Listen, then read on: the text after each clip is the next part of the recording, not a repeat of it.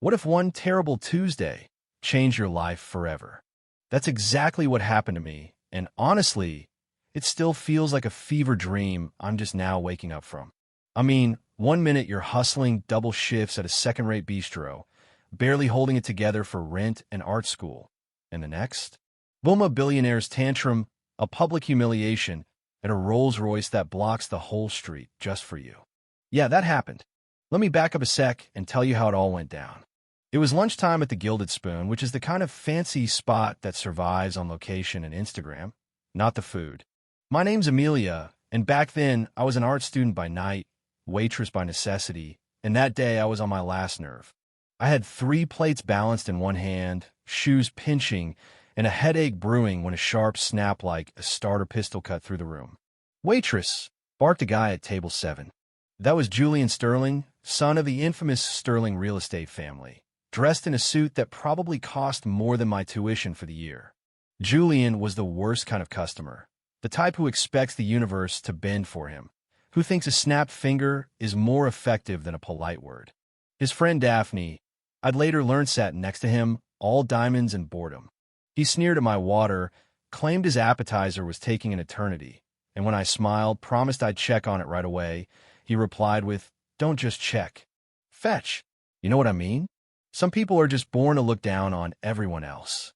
I hurried to the kitchen, begged the chef to speed up his calamari, and grabbed a fresh bottle of water. Julian took a slow, dramatic sip, made a face, then, with a voice that could freeze traffic, said, "Is competence too much to ask in this city?" And just like that, I was shaking with anger, but forced to play along, needing the tips and fearing for my job.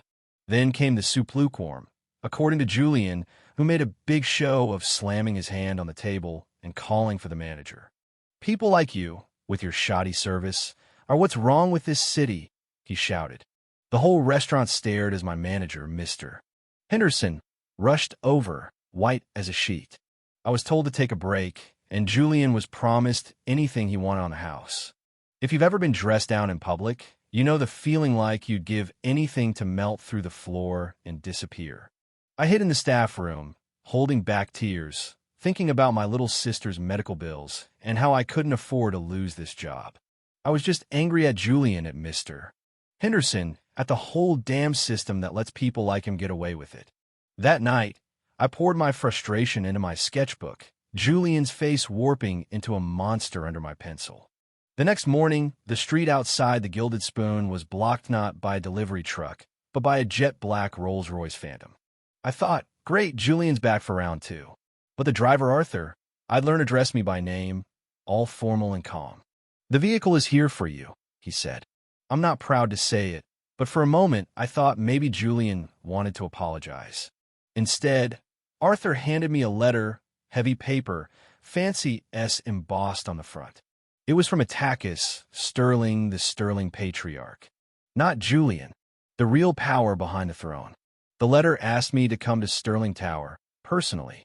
And when Arthur drove me in total silence through the city, it felt like being swallowed by some fairy tale gone wrong. One minute you're just a waitress. The next, you're heading up the golden elevator to a corner office that floats above Manhattan. Atticus, Sterling greeted me himself, calm and direct.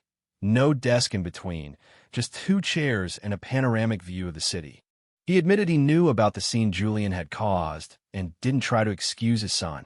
"My son has been given too much and earned too little," he said, his voice heavy with disappointment.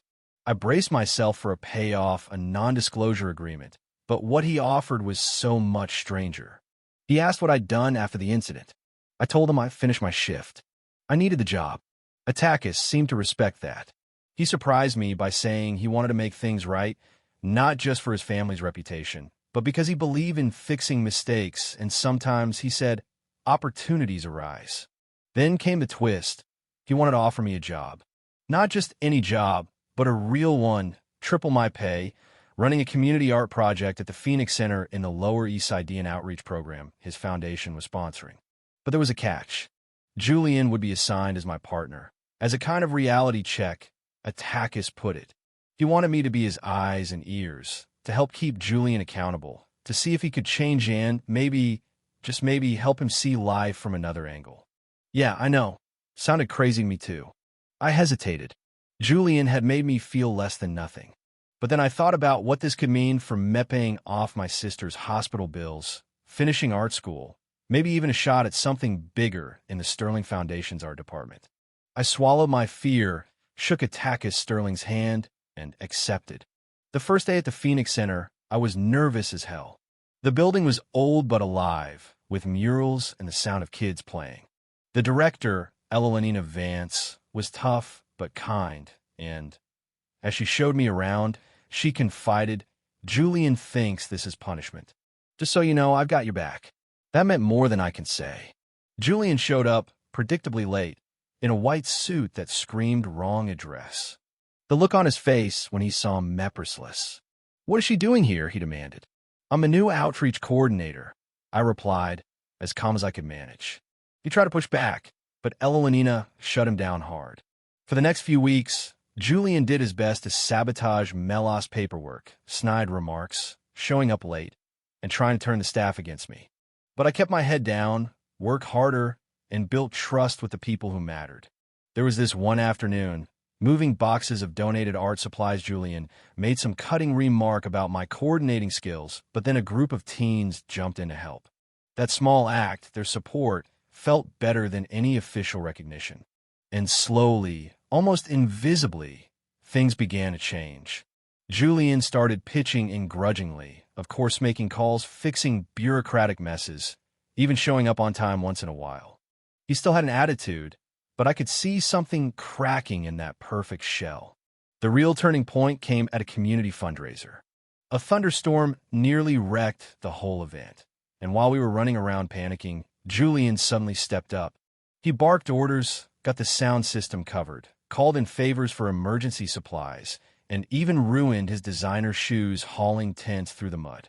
For the first time, I saw what he could be when he wasn't trying to be a jerk. After that, things got better. He apologized awkward, mumbled but real.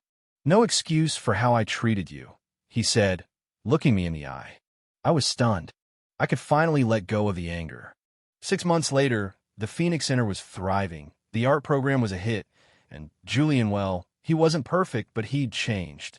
He even started sketching in the art room. When Atticus visited to check on our progress, he pulled me aside. "You've exceeded my expectations," he told me, hinting at even bigger opportunities ahead. So, if you ask me what can happen when you stand up after being knocked down, I'd say this. Sometimes, the worst day of your life can open a door you never even saw coming.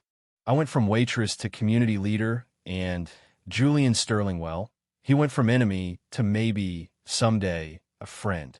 What do you think of people really change? Was I right to take that risk, or just crazy? Drop your thoughts below. Was it justice, luck, or something in between? If you like this story, hit that like button, share it with someone who needs hope, and subscribe for more real-life drama you won't want to miss. And as for what happened in that final meeting at Sterling Tower, well, that's a story for another day.